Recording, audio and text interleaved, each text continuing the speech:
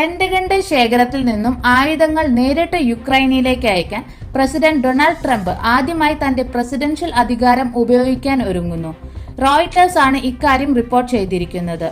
Trump ഇതുവരെ മുൻ president Joe ബൈഡന്റെ ഭരണകാലത്ത് അംഗീകരിച്ച ആയുധങ്ങൾ മാത്രമാണ് വിതരണം ചെയ്തിരുന്നത്. എന്നാൽ ഇപ്പോൾ അടിയന്തര സാഹചര്യങ്ങളിൽ യുക്രൈനിന് ആയുധങ്ങൾ നൽകാൻ പ്രസിഡൻഷ്യൽ ഡ്രോഡൌൺ അതോറിറ്റി ട്രംപിന് അനുമതി നൽകി.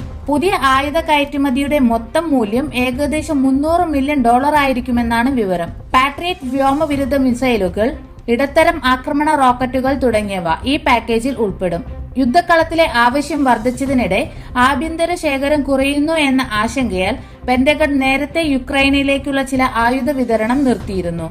എന്നാൽ ഇപ്പോൾ ട്രംപിന്റെ തീരുമാനം അതിനെതിരെ തിരിച്ചടിയാകുമെന്ന വിലയിരുത്തലാണ്. യുക്രൈന് സഹായം നൽകുന്നതിൽ പലപ്പോഴും സംശയാധീനനായിരുന്ന പ്രതിരോധ സെക്രട്ടറി പീറ്റ് ഹെഗ്സെറ്റ് ഈ ആയുധ കയറ്റുമതി താൽക്കാലികമായി നിർത്തിവെക്കാൻ ട്രംപുമായി കൂടിയാലോചിക്കാതെ തന്നെ ഉത്തരവിട്ടതായും റിപ്പോർട്ടുകൾ പറയുന്നു. ഈ ആഴ്ച ആദ്യം യുക്രൈനിന് കൂടുതൽ ആയുധങ്ങൾ അയക്കുമെന്ന് പ്രസിഡന്റ് ട്രംപ് സ്ഥിരീകരിച്ചിരിക്കുന്നു.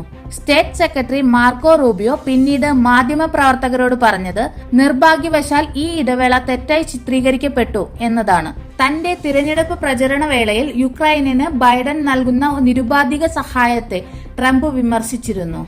ആയുധങ്ങൾ പ്രവഹിക്കാൻ ഡെമോക്രാറ്റുകളെ പ്രേരിപ്പിച്ചതിന് യുക്രൈനിയൻ പ്രസിഡന്റ് വ്ളാഡിമിർ സെലൻസ്കിയെ ഭൂമിയിലെ ഏറ്റവും നല്ല വ്യവസായക്കാരൻ എന്നും അദ്ദേഹം വിശേഷിപ്പിച്ചു.